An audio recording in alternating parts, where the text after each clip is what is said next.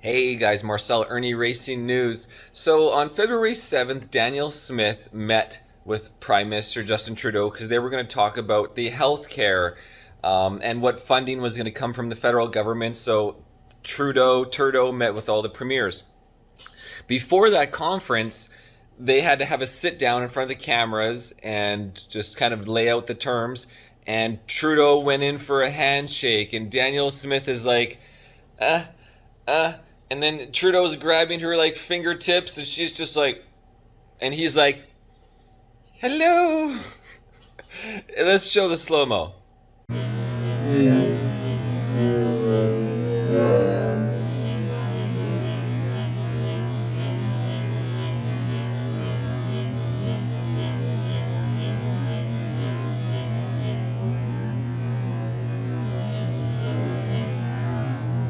So for those that don't remember, it was just like a week ago that the CBC did a smear campaign on Danielle Smith, where they were saying she was going off the reservation, contacting prosecutors about, Arthur Pulaski cases and other cases such where you have political prisoners, political arrested people during the COVID lockdowns and such. Like Pulaski, Arthur was feeding the homeless outside, and then the police are coming in and like arresting him and saying you can't have people outside because it's on lockdown.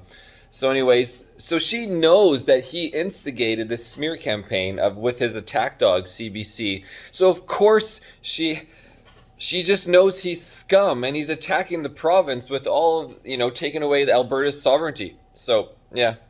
Multiple sources familiar with the interaction say the Premier's office has repeatedly contacted the Justice Minister's office in an attempt to influence cases. The CBC's Elise Von Shield joins me now from Calgary. January 27th. Today I'm doing a story on CBC News, and they're going on to say that Danielle Smith was contacting the Attorney General and putting pressure on him to essentially drop the charges, make the charges go away for all the COVID offenses, such as Pastor Arthur Pulaski.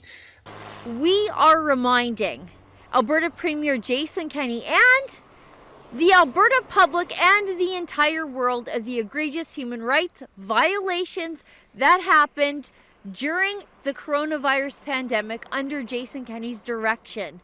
And those human rights violations are still happening today. Even though coronavirus restrictions are being rolled back, and even though the vaccine passport segregation is gone for now, and even though Alberta's healthcare workers are suddenly being told that maybe you don't need to get a vaccine that you don't want just to be able to do your job, we are reminding everyone that the Alberta government was one of the largest human rights abusers in the entire country, if not the entire world, through their attacks on churches and the arrests of pastors. And those human rights abuses continue to this very day. The man in the middle there, that's Pastor Art Pulaski. He's still in jail. He's actually the only person ever to be arrested and then charged and held under Alberta's Critical Infrastructure Defence Law. That law is designed to lock up pipeline saboteurs and wellhead bombers. But the Alberta government, under the direction of Jason Kenney, used it on a pastor who gave a sermon to truckers who were blockading the Coots border crossing. And those truckers were protesting against the remaining lockdown restrictions, and the blockaders were never charged under this critical infrastructure law. Just the pastor who told them to hold the line. He was arrested 5 times. Several of those were high-profile El Chapo-style takedowns on Calgary city streets. His crime, well, it started off by feeding the homeless on a bitterly cold Calgary day, much like today, what the province called an illegal public gathering. Then his crimes bled into not allowing his church services to be interrupted by public health inspectors to check for COVID compliance, and he refused to limit his congregation. Pastor Art was dragged through the Alberta court system. He was even issued a gag order, forced to renounce himself when he was found in contempt of a secret health court order. And now, Pastor Art Pawlowski's languishing in jail.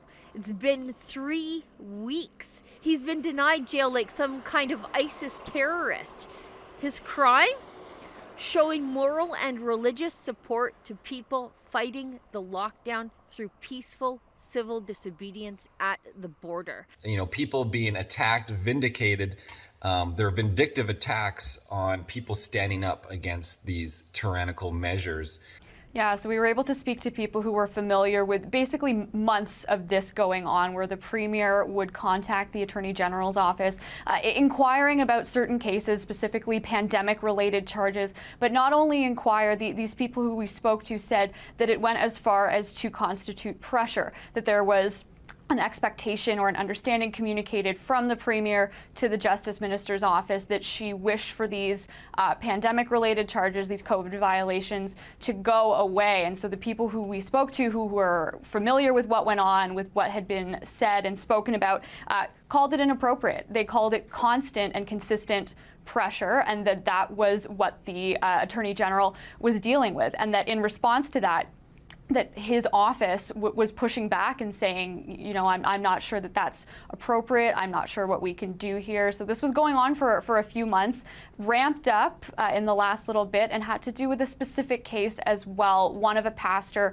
who was facing some criminal charges related to his participation. They are Justin Trudeau's state broadcaster. They are his attack dogs, and they hate nothing more than rebel news. And the people who support us. As to how exactly those conversations made their way to the Attorney General and exactly what he was up against, which, as we now know, people who are familiar with what happened are calling inappropriate pressure from the Premier.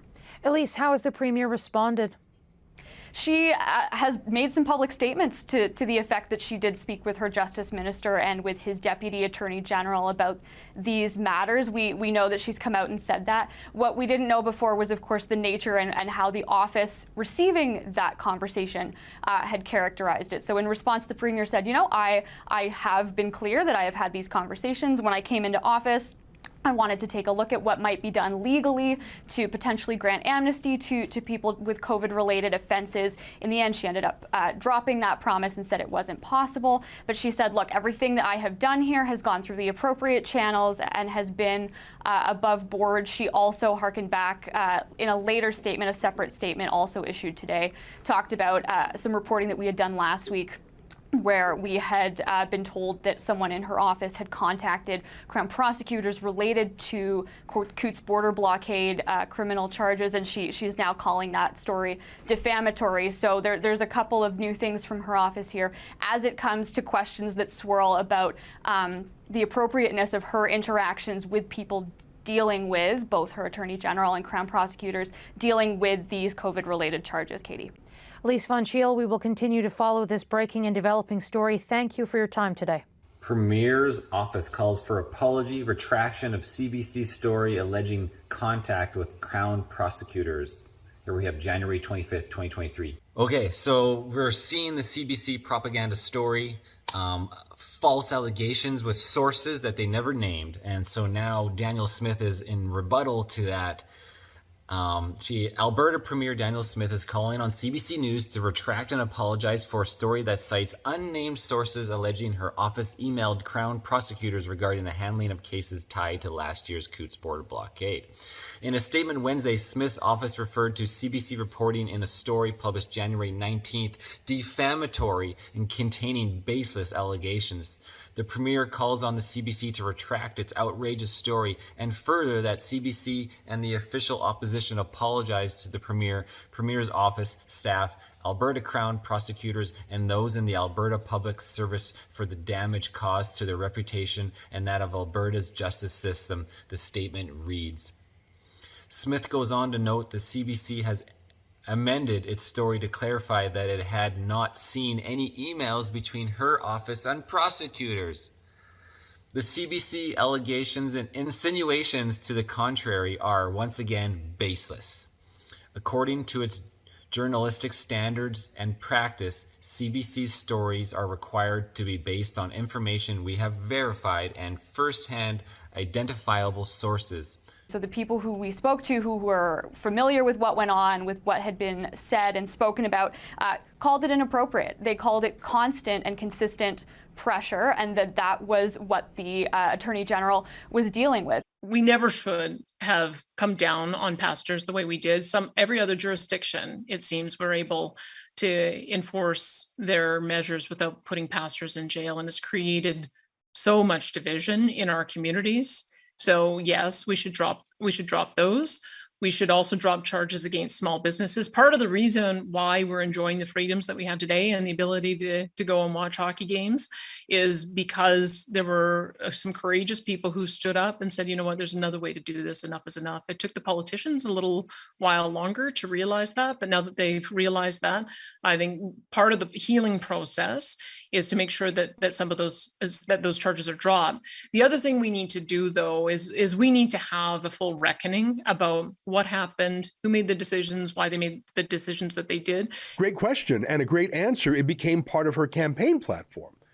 And right then, the CBC resolved that they would do anything in their power to destroy Danielle Smith. But they failed. She is now the Premier of Alberta, but the CBC knows they'll get another chance just 4 months from now in the general election, so they are campaigning against her full tilt. Anyways, it looks like Smith is serious about keeping her promise to call off these very political lockdown prosecutions. Here's Smith confirming her position when our reporter Selena Glass asked her about it in November. During your campaign, you said that not only would you issue an apology to those prosecuted during COVID restrictions, but you would also grant them amnesty. When can we expect those apologies? I can apologize right now. I'm deeply sorry for anyone who was inappropriately subjected to discrimination as a result of their vaccine status. I'm deeply sorry for any government employee that was fired from their job because of their vaccine status. And I welcome them back if they want to come back. As for the amnesty, I have to get some legal advice on that. And so I've already asked my staff to request that advice so I can see how we would be able to proceed on that. My view has been that these were political decisions that were made, and so I think that they can be political decisions to offer a reversal. But I do want to get some legal advice on that first. Would that also have to do with the timeline for the proposed amnesties? I would have to see if I can do it. I will do it at the earliest opportunity. So I'm hoping within the next week I'll get that legal advice.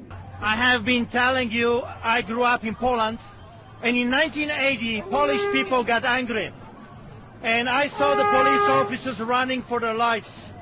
The very people that were enslaving the population, the very people that were doing this great evil to Poles were on the run. They were so terrified. I will never forget that. Because there is more of us than of them, and they crossed the line. If I was a politician, I would either resign now while you still can, because we're coming after you. And I'm not talking about the guns and the swords. I'm talking about justice.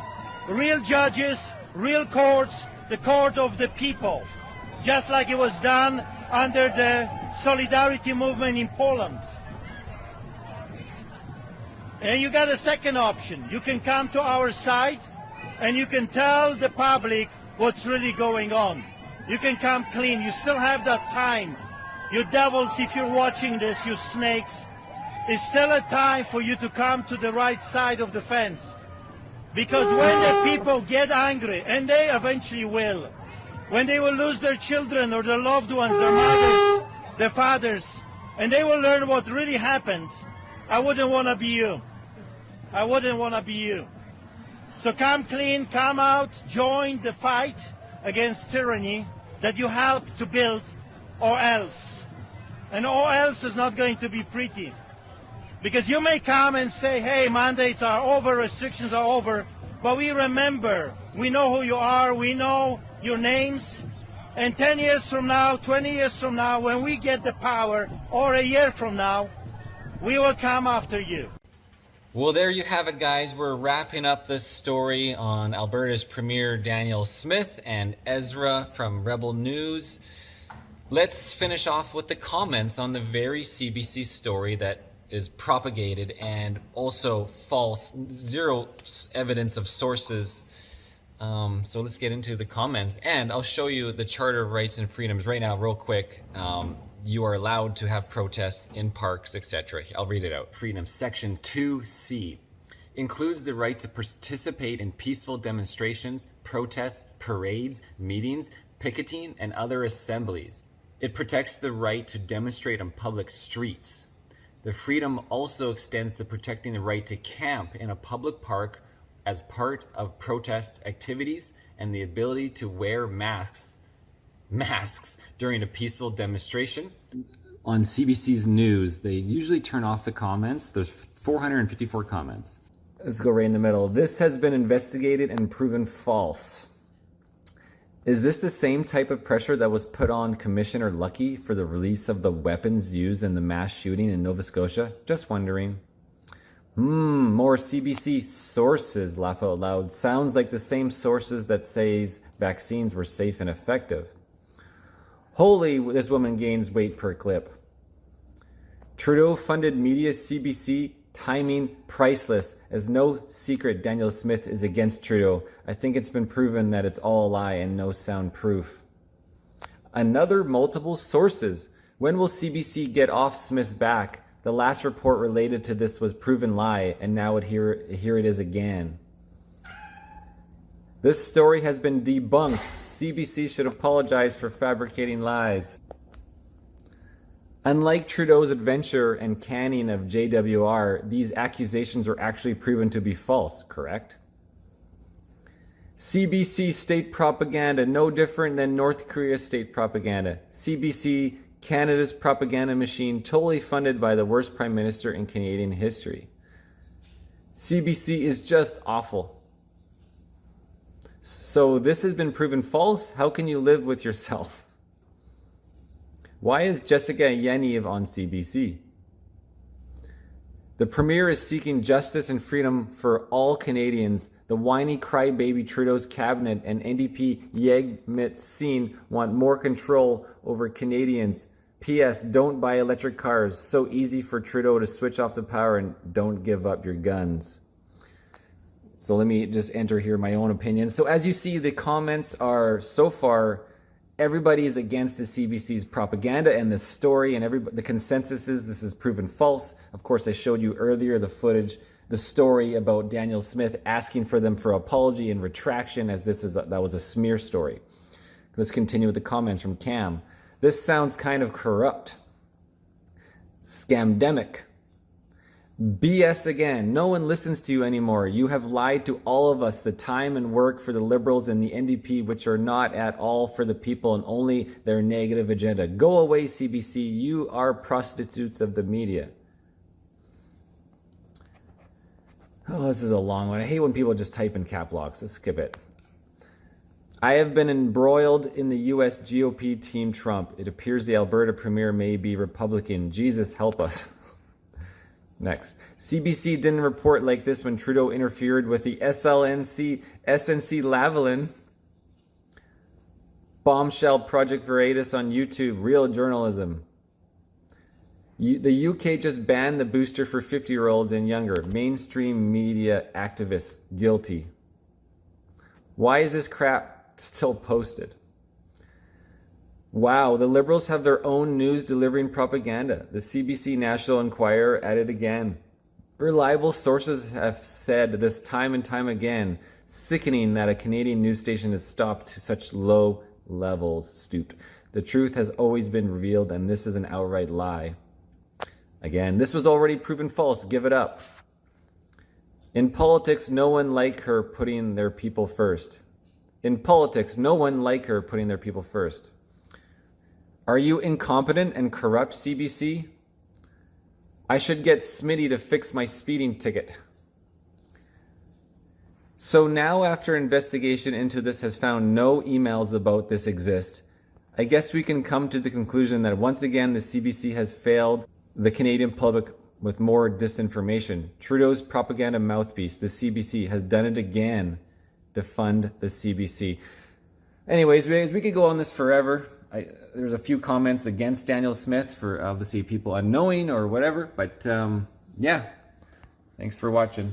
They are Justin Trudeau's state broadcaster. They are his attack dogs, and they hate nothing more than rebel news and the people who support us. They follow Justin Trudeau's lead. Quite frankly, I won't call it a media organization, your group of individuals need to take accountability for some of the polarization that we're seeing in this country. And I think Canadians are cluing into the fact that there is a really important decision we take about the kind of country we want to see. And I salute all extraordinary, hardworking journalists that put science and facts at the heart of what they do and ask me tough questions every day, but make sure that they are educating and informing Canadians from a broad range of perspectives, which is the last thing that you guys do. The CBC obeys Trudeau and copies him, so they smear us and they attack us. They're part of the parliamentary press gallery that has illegally voted to block our reporters from attending press conferences in Ottawa. And if the public has now come to terms with wanting a different approach, is it in the public interest? It's becoming increasingly hard to answer those two questions. Now, I put it to the prosecutors, and I've asked them to do a review of the cases with those two things in mind. Smith was very careful with her words, wasn't she? She said she wasn't going to interfere with any prosecutions. That's what Justin Trudeau did to save his corrupt friends at SNC-Lavalin. But Smith would follow the rules and just have a look at cases to make sure they were legally appropriate, especially since the province was losing so many of those cases in court. Were they really in the public interest to pursue? Did they really have a chance of conviction? Well, the government journalists at Trudeau's CBC state broadcaster couldn't stand that. And they hunted and hunted for proof that someone did something wrong. They showed a passion for this story that they never showed for Trudeau's interference with the SNC-Lavalin case. And huge scoop, they found the smoking gun. Here's the blockbuster story that Megan, the CBC liar, published last week. Let me show it to you on Twitter. New. Alberta Premier's office contacted Crown prosecution about Coots cases. Sources. Coots is some of the trucker cases. And I'm not sure if you can see it, but more than 500,000 people read that tweet. And if you click on it, it leads to this story that is still up on the CBC website right now. Alberta Premier's office contacted Crown prosecution about Coots cases. Sources. Now, I'll read just a little bit from the story. A staffer in Alberta Premier Danielle Smith's office sent a series of emails to the Alberta Crown Prosecution Service challenging prosecutors' assessment and direction on cases stemming from the Coots border blockades and protests, CBC News has learned. The emails were sent last fall, according to sources whom CBC has agreed not to identify because they fear they could lose their jobs. Wow. That is a bombshell. That's amazing investigative journalism. It's a smoking gun. In fact, it was so devastating it caused an emergency caucus meeting in Alberta. Smith's MLAs were in open revolt. Except it wasn't true. There were no such emails. And the CBC didn't admit until days later that they actually never saw any such emails. They didn't disclose that in their original story because they're not real journalists. They're government journalists. That's a very different thing you have to understand. They work for Trudeau. But because of that false accusation, the Public Service of Alberta, the nonpartisan permanent staff of the government, they had an emergency search of every single email between the Premier's entire staff and the Justice Department. They literally reviewed 1 million emails. And there wasn't a single one. Not one. Here's a CBC story grudgingly admitting that. Nearly a week after their smear was first published. You can see this was written by a different CBC reporter. Megan Grant is still lying about things. Her lie is still being published, both the tweet and the story that I showed you. They're still up. All they've done is added this little note to it. They say, editor's note. The original version of this story, published January 19th, neglected to note that CBC News has not seen the emails in question. Seriously, they left that out? They didn't mention that when they first made the accusation? Please have a seat. What a pleasure to be able to sit down with Premier Swift today. An opportunity to touch base quickly before the health discussions we're going to have this afternoon. Obviously, it's a big priority for Canadians, and we're going to be focused on delivering results for them and doing it in a way that is responsive to the varying realities across the province, across the country. I'm sure we'll also talk about Albertans and how we can make sure we're supporting them, how Albertan energy workers and workers in general have been extraordinarily important to the success of Canada over many, many decades, and we need to make sure they continue to be strong into the future as well. The world needs Albertan know-how, Albertan energy, and Albertan solutions for the coming years, and I'm looking forward to continuing to work with the Government of Alberta on delivering for people. C'est un grand plaisir d'accueillir la Première ministre Smith ici à Ottawa pour parler de notre rencontre sur la santé dans quelques minutes pour livrer des résultats pour les citoyens à travers le pays. Nous aussi, évidemment, parler de la situation en Alberta, du travail que nous pouvons faire ensemble pour créer des bons emplois pour les Albertains et bâtir les solutions dont le monde a besoin pour les années à venir. Thank you. Je ne parle pas français, so my comments will all be in English. I'm delighted to be able to have an opportunity to talk about some areas of common interest, maybe some areas of diversion, to see if we can find some common interest. We have, I think, a lot of shared goals in addressing issues of Indigenous health care, mental health, addiction, home care, community-based care as we transform our healthcare system. So I'm pleased that we'll be meeting with all the other premiers today. But of course, I did write a letter to the Prime Minister a couple of weeks ago expressing concern about some of the major initiatives that have been announced without much consultation with Alberta that stand to have a huge impact on our province. Just transition legislation gives the impression that the energy sector is going to be phased out. It's not going to be phased out. We're transforming away from high-intensity emissions to lower emissions. I think we have some shared priorities on that. LNG export to reduce emissions using the green transfer mechanism to get credit here. That would also help British Columbia, working on critical minerals, hydrogen, geothermal, lithium. I think that there's a lot of opportunity for us to find some common ground. I'm also concerned about the green electricity regulations. Our province has 90% of our electricity grid on natural gas, and so a thorough phase out of natural gas is just simply not going to result in a reliable or affordable option for our province. And also a proposed emissions cap on the energy sector. We've said very clearly that an aggressive emissions cap, such as was initially proposed, would really be a production cap, because there isn't a feasible way for us to achieve that within 8 years. So with any luck, we'll find some common ground on some of those issues today. I think it's going to be important for Alberta, for all Canada, that we do find common ground so that we can continue to move forward on addressing these issues together. Thank you. Merci beaucoup. Thank you.